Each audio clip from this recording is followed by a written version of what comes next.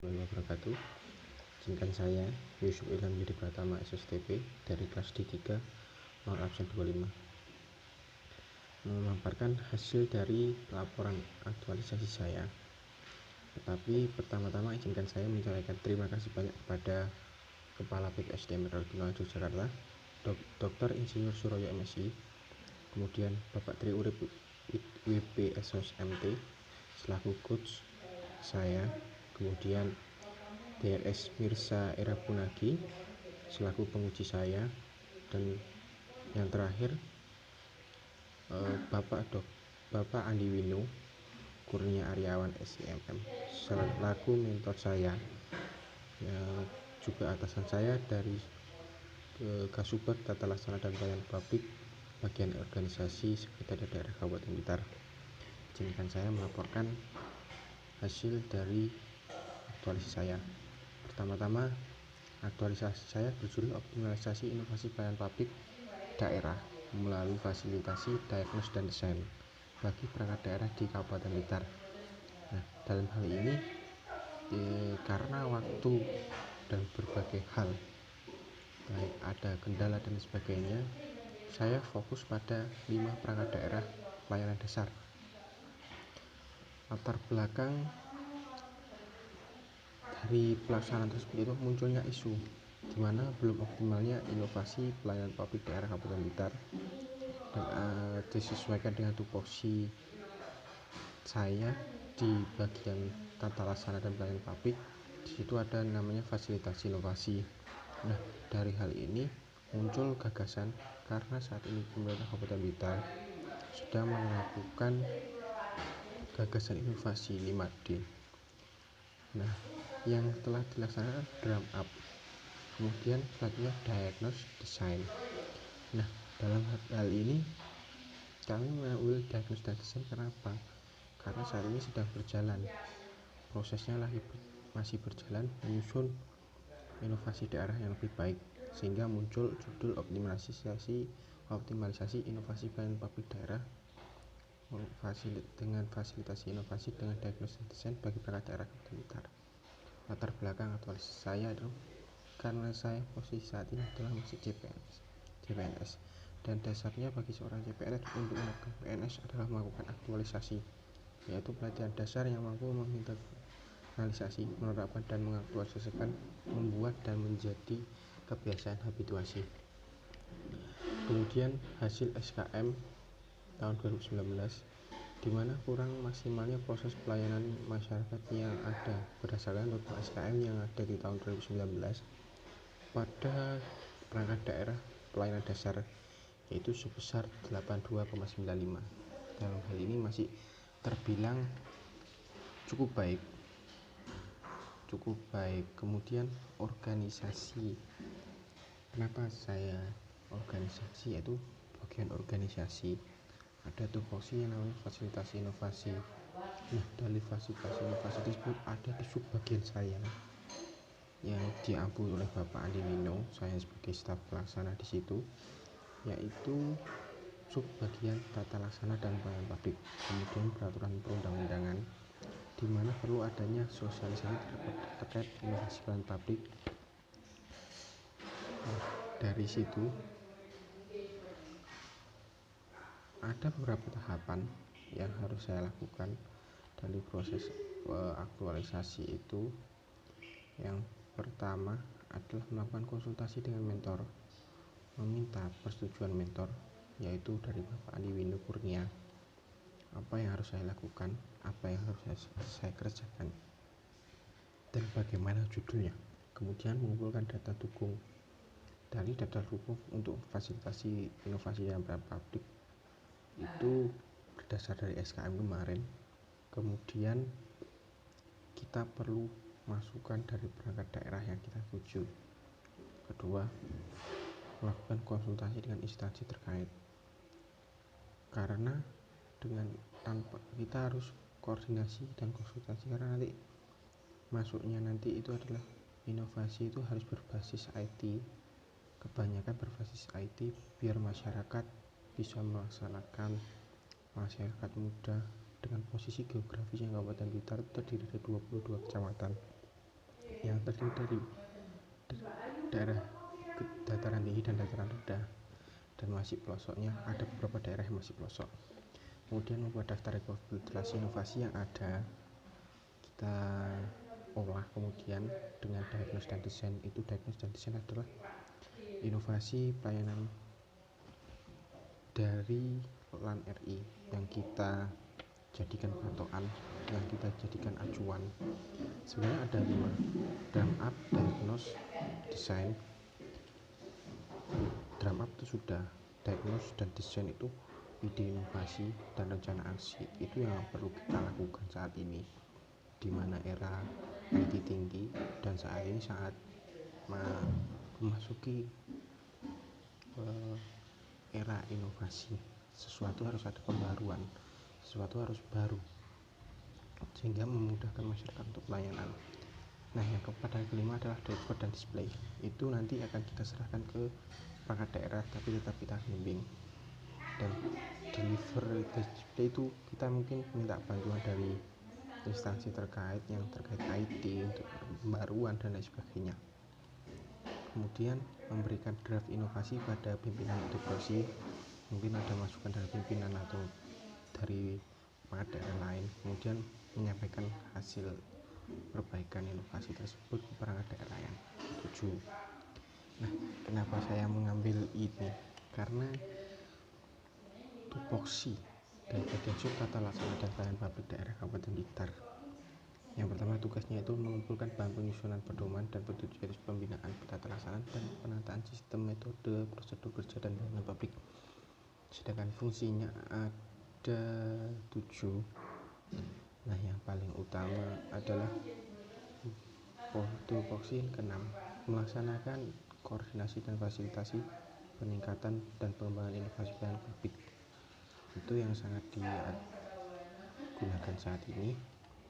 Kemudian saya mengacu pada Undang-Undang Nomor 25 Tahun 2009 terkait pelayanan publik, Permen Pan 30 Tahun 2014 tentang pedoman inovasi pelayanan publik, Peraturan Bupati Nomor 38 Tahun 2017 tentang inovasi daerah, Perbuk Nomor 79 Tahun 2019 tentang tupoksi bagian organisasi, di mana sebelumnya hanya sub bagian tata laksana. Kemudian ada Permendagri 56 tahun 2019, akhirnya dirubah menjadi sub bagian tata laksana dan pelayanan publik. Metode yang saya gunakan yaitu untuk fasilitasi kita menggunakan diagnosis dan desain, dan di situ ada form, nanti kita sampaikan ke perangkat daerah. Itu sudah kita sampaikan, hasilnya sudah kita terima, tapi dengan adanya kendala yaitu COVID-19, kita bekerja sama dengan Kominfo untuk membuatkan website atau laman, sehingga kita cukup memberikan surat edaran via grup WhatsApp, menyampaikan pedoman bagi pengisian kepada via grup WhatsApp, dan kemudian nanti perangkat daerah akan mengisi. Nah, karena memanfaatkan IT, di mana tadi tujuan awal saya ini cuma 5 perangkat daerah, saat ini ada lebih dari 5 perangkat daerah yang mengisi, tetapi patokan saya, dasar saya 5, karena dalam waktu 1 bulan 1-2 bulan ini, mungkin dengan karena work from home dan juga keterbatasan kita untuk bertemu, kita cukup menggunakan grup WhatsApp, menyampaikan kepada perangkat daerah silakan mengisi, karena yang diisi itu adalah form dan diagnosis dan desain. Itu hasilnya muncul. Nah, form itu mengidentifikasi inovasi tersebut, contohnya latar belakang, kemanfaatan, keberlangsungan nanti inovasi tersebut, apa kekurangannya kan di situ terlihat. Nah, misalnya kita dengan metode USG, urgency, solusi, dan growth. Kemudian hasil pelaksanaan yang telah saya lakukan yaitu kegiatan pelaksanaan dimulai dari setelah seminar, yaitu tanggal 6 April sampai 15 Mei 2020, dilaksanakan di Super Komite Laksana dan Pelayanan Publik. Adapun kendala yang saya temui karena terhalang COVID-19, kita tidak bisa face to face, kita menggunakan diskusi melalui WhatsApp. Terus kemudian di mana tadi sebelumnya mau menggunakan form manual, kita berkoordinasi dengan Kominfo, Diskominfo Kabupaten Blitar untuk menciptakan laman di mana mereka bisa mengisi perangkat daerah, sehingga nanti juga keberlangsungannya juga akan lama, karena diagnosis dan desain ini akan mengacu juga nanti mengarahkan perangkat daerah atau inovasi tersebut mengikuti lomba inovasi yang akan datang, baik Sinovac, Covablip, KIPP, itu yang akan mengacu grid dari inovasi tersebut. Di Kabupaten Blitar sudah ada satu yang masuk 40 besar, yaitu dari Dinas Perizinan DPM PTSP Kabupaten Blitar, dan diharapkan nanti perangkat daerah lain bisa mengikuti. Adapun dokumentasi pelaksanaan seperti ini, dan ini adalah laman webnya dan isiannya hasil diskusi dari pimpinan terkait analisa dan sebagainya, perangkat daerah mana yang siap untuk dikembangkan lebih baik. Dalam arti lain, mereka sudah lebih bagus dari sebelumnya. Ada perangkat daerah beberapa yang kurang, kita sampaikan kekurangannya. Kita juga melakukan konsultasi dengan pihak ketiga untuk analisa, dan yang terakhir adalah foto saya menyampaikan hasil evaluasi dari fasilitasi. Adapun kesimpulan yang saya terima dari itu, beberapa kegiatan aktualisasi telah berjalan secara maksimal, tercapai tujuan dari aktualisasi meskipun ada kendala yaitu COVID-19. Dengan saran yang saya dapatkan dari analisa yang ada, itu ada beberapa saran yang mungkin bisa dikembangkan untuk menjadi lebih baik. Yang pertama, perlu adanya inovasi yang memanfaatkan teknologi dan terintegrasi, karena beberapa inovasi yang ditemukan ada yang masih sendiri, dalam kata lain tidak bisa melink ke inovasi yang lain. Sedangkan Kabupaten Blitar sudah ada website inovasi yang ada, hingga diharapkan bisa melink ke sana. Masyarakat cukup mendownload satu aplikasi, bisa membuka banyak aplikasi. Yang kedua, perlu adanya penambahan sistem survei mandiri di dalam aplikasi tersebut, sehingga tidak setiap tahun harus melaksanakan yang namanya survei kepuasan masyarakat.